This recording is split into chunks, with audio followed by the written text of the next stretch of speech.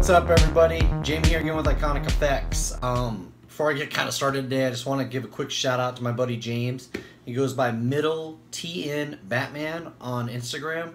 The dude just designed me a brand new logo and I cannot thank him enough for that. Like I really liked it. I just kind of told him to just kind of go with whatever he felt like was going to be fine. And first design I just loved, and I just really want to send a shout out to my friend for that reason. So if you guys need anything, he makes fantastic latex capes, so hit him up if you want one of those. Or hey, maybe he'll take a commission to do a logo for you or something. I don't know. Either way, so today I just kind of wanted to get into accuracy. That's going to be kind of the subject today. I have with me my Affleck cowl. Now this is the Affleck cowl I've been making for, I don't know, like a month or so. I really like it, okay? Is it the most accurate out there? I don't know. In my opinion, I think it is. But everybody's going to have their own opinion, and that's the point. There's nothing wrong with that, okay? I think the only issue I keep seeing, and this is kind of why I'm doing one of these videos, is because you get a post on I'm on a couple Facebook groups, obviously. You guys probably see me on there. One of the things you'll see is that somebody will be like, hey, who makes the most accurate Affleck cowl? And because there are so many Affleck cowls on the market right now, you literally will get like 30 people responding saying, oh, blah, blah, blah, blah, blah, blah, blah. And everybody's going to give their own personal opinion about which one is best.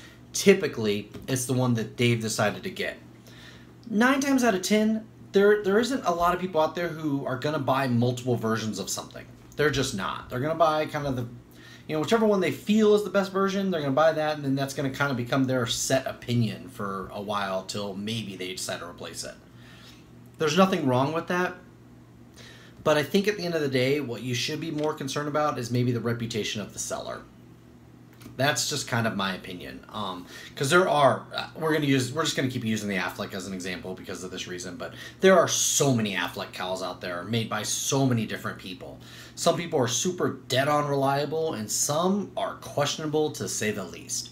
So my thing is, find which one to yourself looks the most accurate, and then from there, who is going to make the best version that's going to actually deliver it for you? Because, man, hey, if this X person can have the most accurate cowl out there, but if they're taking 8, 9, 10, 12 months, maybe you'll never see the thing to deliver, well, who gives a shit, right?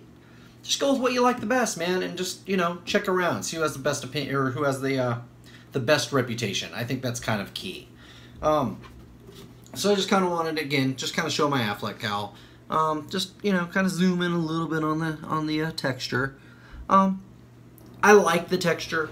I know it's not 100% screen accurate. I know it isn't, because I didn't set out to make it 100% screen accurate. If that was the case, I would have went out and got an appropriate texture stamp, done a clay pour, and then spent tedious hours just applying the texture all over it. At the end of the day, these cowls, I'm not a studio, man. I don't have some big giant warehouse and 8,000 people working for me to be able to sit there and focus on this kind of stuff. Like, at the end of the day, you kind of have to do, you try and do the very best job you can to recreate pieces the very best you can. It's that simple. For me, I think this texture worked really well. The reasoning why I like doing it this way is because excuse me, I'm going to drink a little bit of water here. Oh yeah, that's right, Denver Broncos. I have played around with the idea of making the gauntlets. I've played around with the idea of doing the belt. And if I decide to do either one of those two things, I'm going to have to recreate this texture. And so it's much easier to recreate the texture off of my own technique, as opposed to having to recreate the texture using a texture stamp, and again, taking hours upon hours upon hours to do that. That is strictly my opinion.